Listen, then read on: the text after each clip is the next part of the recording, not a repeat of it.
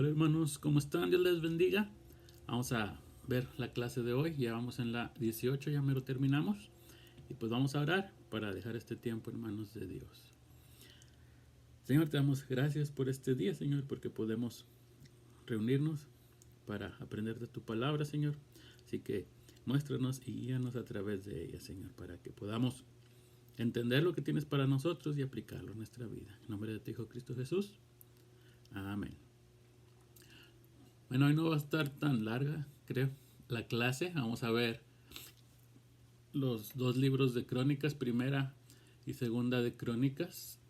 Y pues estos libros nos cuentan la historia del pueblo de Israel, pero de una forma particular. Porque estamos viendo Crónicas ahorita, si en la Biblia la tenemos después de Reyes, pues se acuerdan que estamos viendo más o menos los libros en orden cronológico, y pues Crónicas fue escrita ya cuando estaban regresando del exilio. Entonces por eso vimos Samuel, Reyes, viene la caída de Jerusalén, y luego vimos los profetas que eran pues en ese tiempo, antes de la caída, todos los que advirtieron, luego Ezequiel y Daniel, que son durante el exilio. Y pues cuando estaban regresando del exilio es que se compilan estos libros de primera y segunda de Crónicas para precisamente pues recordar lo que Dios había hecho por el pueblo ahora que iban a regresar. Entonces por eso vamos a ver ahora estos. La próxima semana vemos Esdras, Nehemías y Esther, que es ya cuando regresa el pueblo, y terminamos con los últimos tres profetas, que esos ya son después de todo este tiempo, que pues ya son los que nos apuntan hacia que venía Cristo. Entonces toda la historia de Crónicas ya la vimos en Samuel y Reyes, por eso no la vamos a ver todo Crónicas. Y si vemos ahí en Crónicas los capítulos 1 al 9 son puras genealogías, y de hecho empieza con Adán, se va hasta atrás, vienen los hijos de Noé, los hijos de Sem, nada más vienen los de Sem, no vienen los de Cam y los de Jafet, porque pues de los de Sem es de donde salía el pueblo de Dios. Vienen hasta los descendientes de David, los de Salomón, los de Judá, y ahí se van haciendo todos.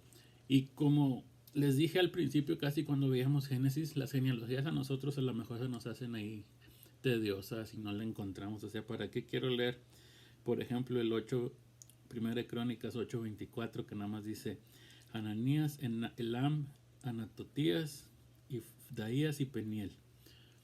Entonces nosotros, ¿para qué? Eso nos sirve.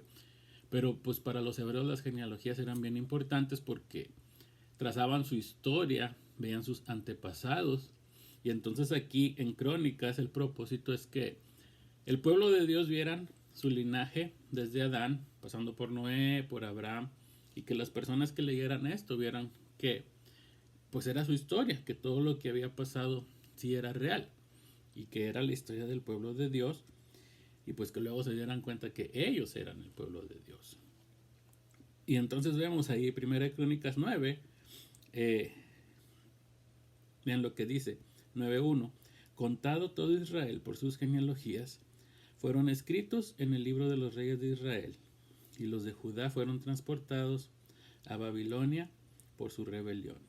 Y los primeros moradores que entraron en sus posesiones en las ciudades fueron israelitas, sacerdotes levitas y sirvientes del pueblo. Entonces aquí ya nos está hablando los que están regresando. Son los que vienen regresando ya del exilio. Todos los que van a venir aquí son esos que regresan del exilio. Entonces, después de eso, pues se regresa otra vez poquito a enseñarnos a Saúl y a David, porque ya a partir de ahí, del capítulo 10, la historia va a ir a la par con los libros de Samuel y Reyes, que es donde vemos David, Salomón, los demás reyes. Pero ¿qué vamos a ver de diferente en Crónicas? Pues Crónicas nada más se enfoca en el reino del sur, en Judá. No menciona casi nada del reino del norte. Y además casi no nos muestra nada de los reyes malos ni las cosas malas que hicieron los reyes buenos. Por ejemplo, en Crónicas no nos dice nada del pecado de David con Betsabé, que se acuerdan cuando vimos Reyes, pues de ahí fue de donde surgió todo el problema para lo que vino después.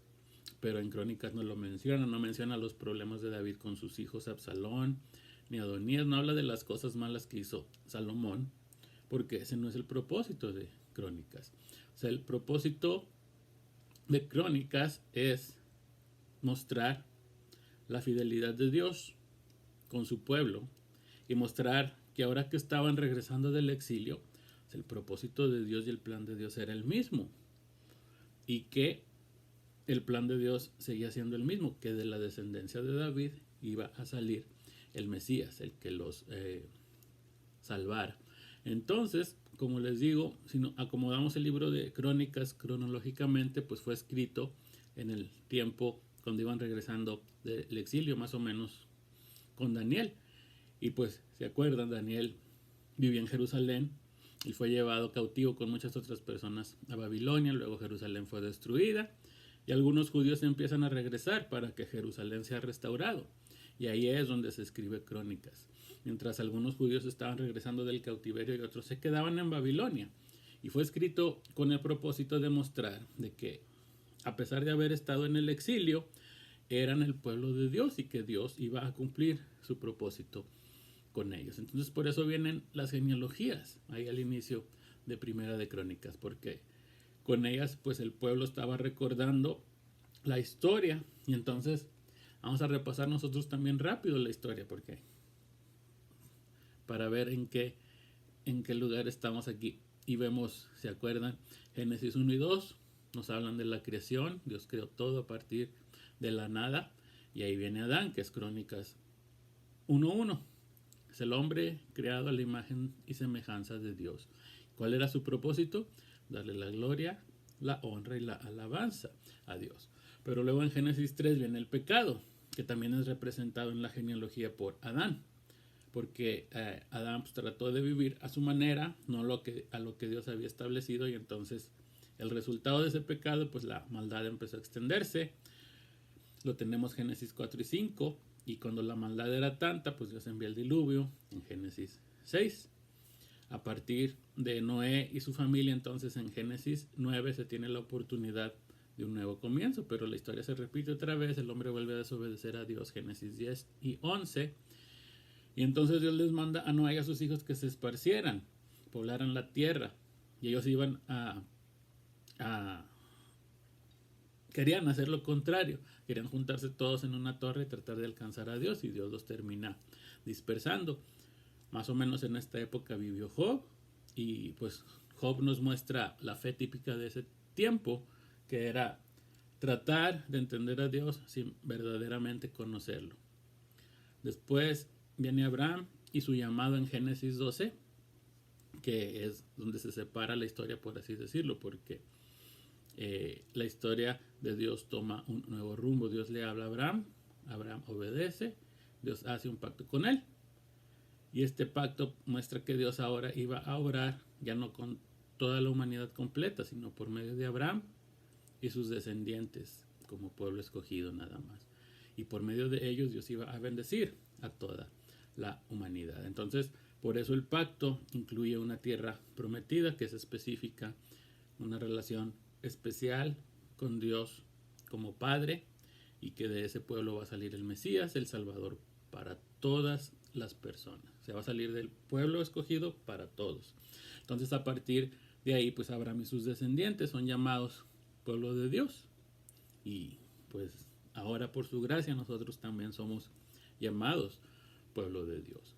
Entonces, en esa parte de Génesis vemos cómo Dios va a cumplir sus propósitos por medio de su pueblo.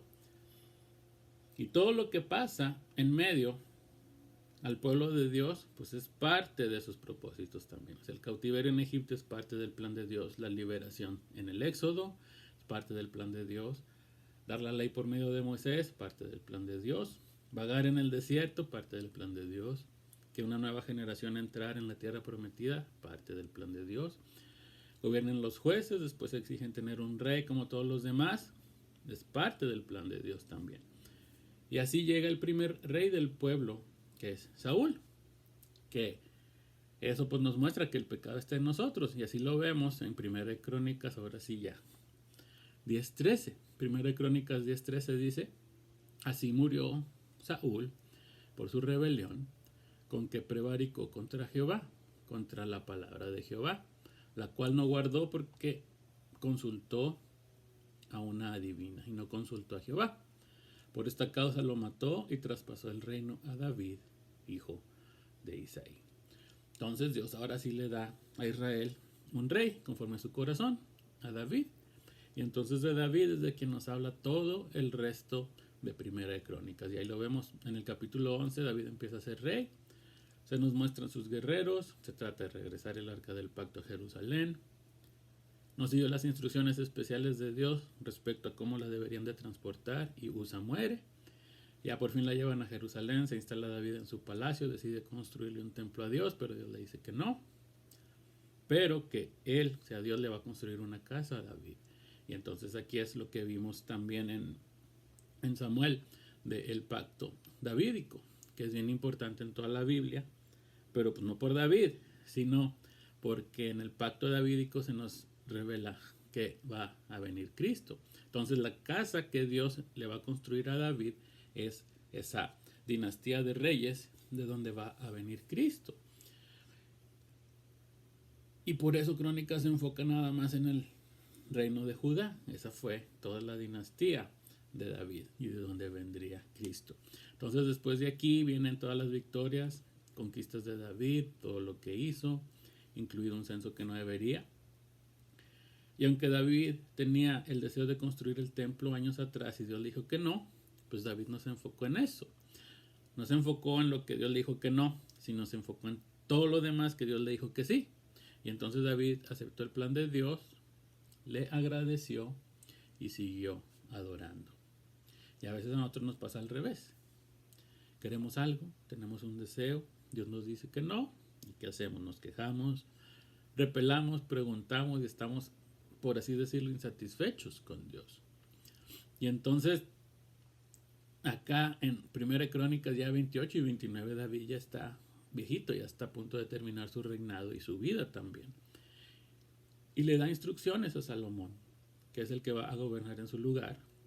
Y uno de los consejos, el primero que David le da a su hijo, pues es el más importante.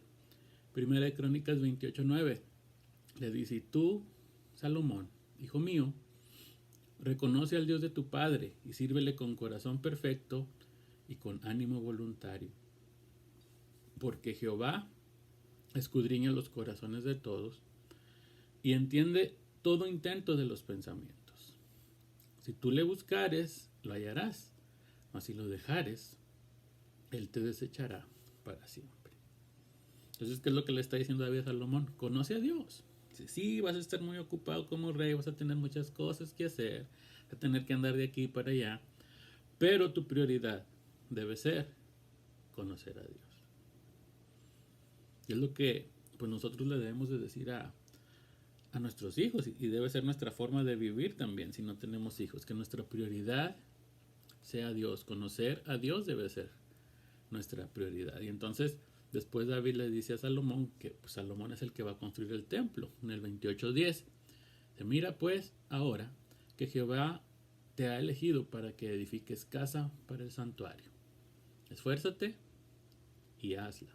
Entonces David le da el plano del templo a Salomón, todo lo que debe llevar, y viene otro consejo, que pues es bien curioso porque se parece a lo que Dios le dijo muchos años antes a Josué, 28:20. Dijo además David a Salomón su hijo: sé fuerte y valiente, y haz el trabajo. No tengas miedo ni te desanimes, porque el Señor Dios, mi Dios, está contigo. Él no te fallará ni te abandonará.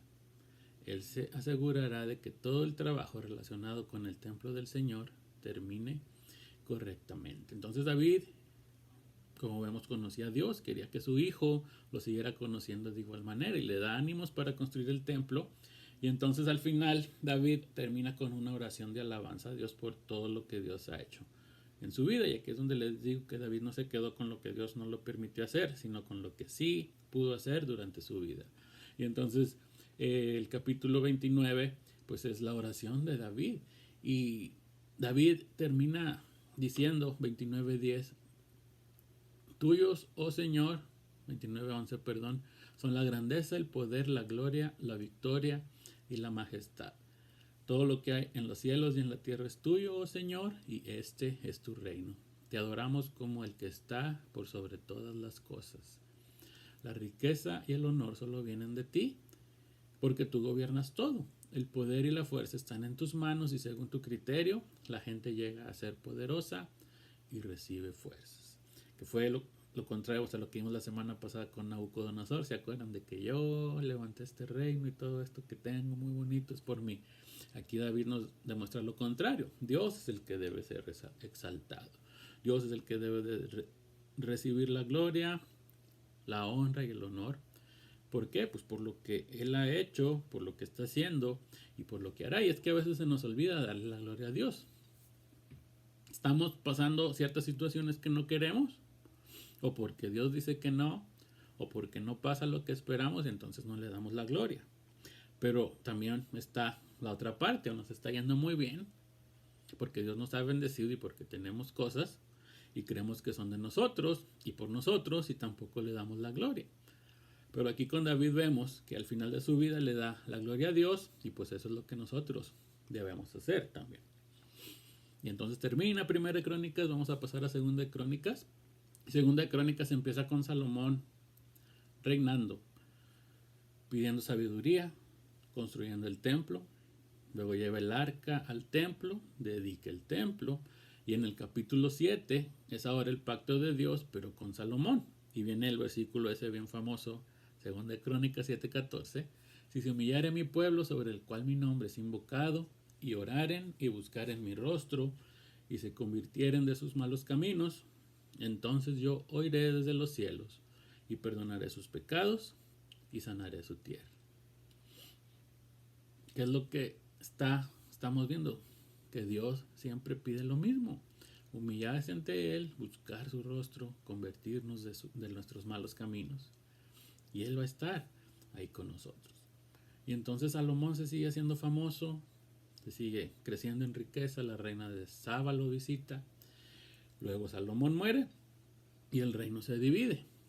Y entonces hasta aquí Crónicas es más o menos lo mismo que Primera de Reyes. Pero a partir de aquí ahora sí ya se separa, porque como les digo, Crónicas solo se va a enfocar en el reino del sur, en Judá. Y Reyes habla acerca de los dos, del reino del sur y del reino del norte, y por eso a veces te está diciendo un rey, luego te dice el nombre de otro, pero hay que fijarnos en que dice reinó sobre Israel o reinó sobre Judá. Entonces por eso a veces nos confundimos, y luego a veces también había reyes que tenían el mismo nombre, pero uno era de Israel, el otro era de Judá. Entonces no era el mismo rey, pero tenían el mismo nombre. Pero aquí en Crónicas pues no tenemos ese problema, porque nada más nos va a hablar de los reyes de Judá. Entonces aquí sí van a ir en orden todos. Termina uno, sigue el otro, termina uno, sigue el otro. Y vamos a ver, entonces, Crónicas se enfoca solamente en los reyes de Judá, y pues por eso empieza con Roboam. Aquí no se enfoca nada con Jeroboam, que fue el que empezó todo el desorden en el reino del norte. ¿Se acuerdan cuando vimos de que el templo se quedó en el reino del sur? Y entonces Jeroboam dice, pues vamos a poner acá nuestros altares también en el reino del norte. Hizo unos altares en Dan y en Betel, y de ahí empezó todo el desorden y toda la idolatría del pueblo de Israel. Entonces, pero aquí en Crónicas no nos habla de Jeroboam, nada más de Roboam. Luego de Roboam viene la historia de Abías, que es el hijo de Roboam. Después el hijo de Abías, que es Asa, que fue un rey bueno y pues nos muestra las cosas buenas que hizo. Muere Asa, reina su hijo Josafat. Josafat también fue un rey bueno, por eso le dedica varios capítulos. Y así nos manda hasta el capítulo 21 con Josafat, que ya muere, y ahora viene Joram. Entonces, como les digo, que Crónicas casi solo nos muestra las cosas buenas que hicieron los reyes, aunque de Joram sí nos dice que puso altares y por eso lo reprendió Elías. pero nos habla bien poquito de lo malo que hizo y nada más nos dice cómo murió de una enfermedad fea. Después viene Ocosías, viene Joás, Amasías, Jotán, Acaz. Después otra vez viene Ezequías y a él se le dedica mucho tiempo otra vez, porque fue de los que hizo mejor las cosas. Con Ezequías vino un avivamiento del pueblo de Dios, pero también fue justo cuando los empezó a invadir Babilonia. O sea, es que cuando invadió Babilonia no fue así que llegó y de repente, no fue, estuvieron un tiempo tratando de entrar, llegar, rodeando y todo, pasaron varios años. Después de Ezequías viene Manasés, y aquí es donde me quiero detener un poquito, porque Manasés está catalogado como el peor o uno de los peores reyes de Israel. Fue el que hizo cosas más malas. Y empieza luego en el capítulo 33, versículo 1, dice, de 12 años era Manasés cuando comenzó a reinar, y 55 años reinó en Jerusalén. Pero hizo lo malo ante los ojos de Jehová, conforme a las abominaciones de las naciones que Jehová había echado de delante de los hijos de Israel. Y siempre nos quedamos así con que, Manasés fue el peor, fue el más malo de todos los reyes, pero ¿qué pasó con Manasés al final? Vean el versículo 10 de 2 Crónicas 33.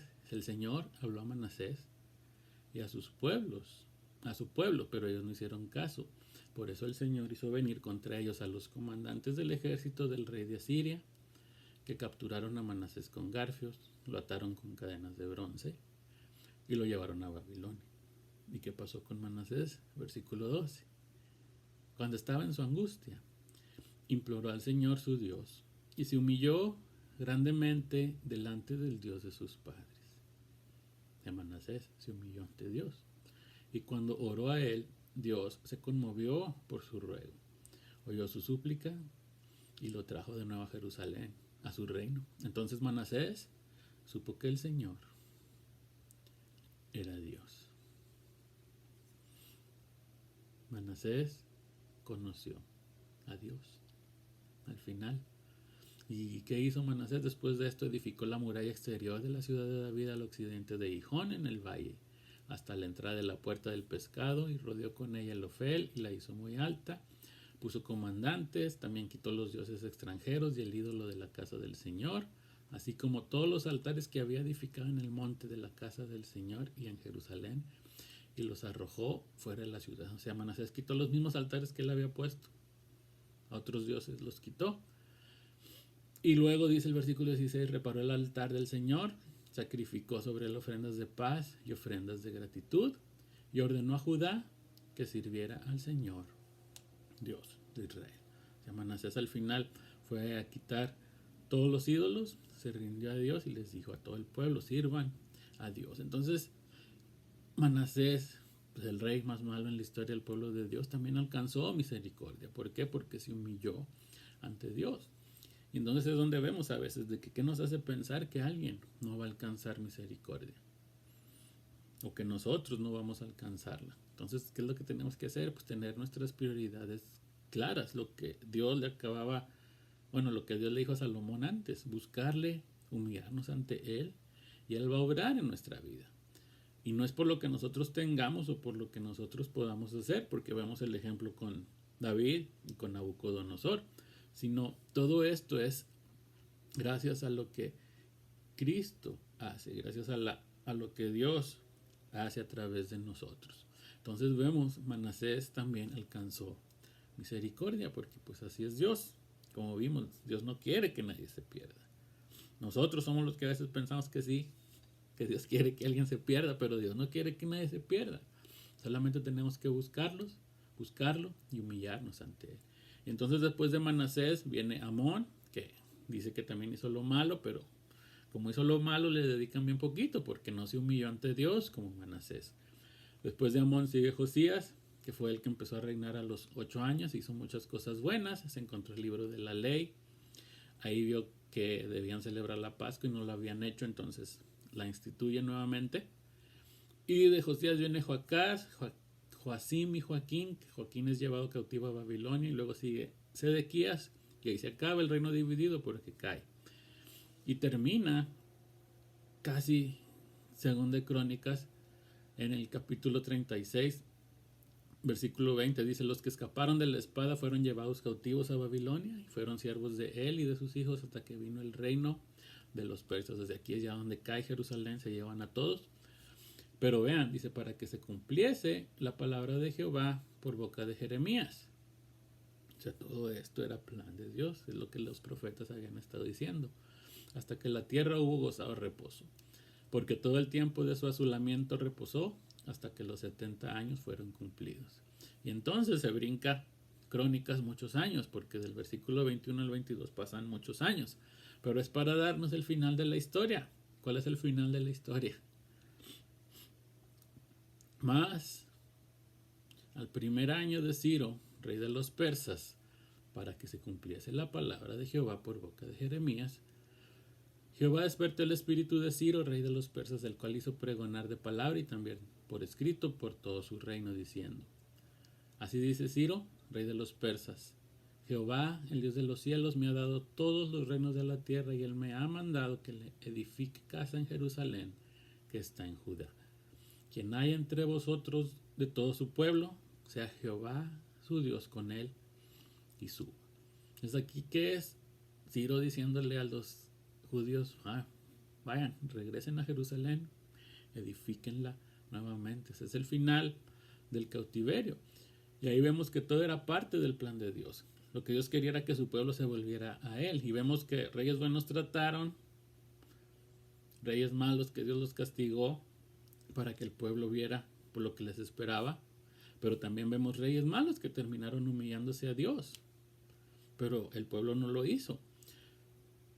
Y eso es lo que nos demuestra Crónicas, es recordarnos la historia de Dios y que Él siempre tiene todo bajo control y Él siempre termina por cumplir su plan. Y entonces Crónicas termina con este decreto del rey Ciro, que pues es lo que vamos a ver la próxima semana, porque estos mismos versículos con los que termina Crónicas es con los que empieza Esdras. Y entonces eso es ya cuando el pueblo regresa a construir Jerusalén. Y pues lo que vamos a ver ahí en Esdras es cómo Dios estaba cumpliendo su propósito. Entonces nos vemos la próxima semana con Esdras, Nehemías y Esther. Que Dios los bendiga.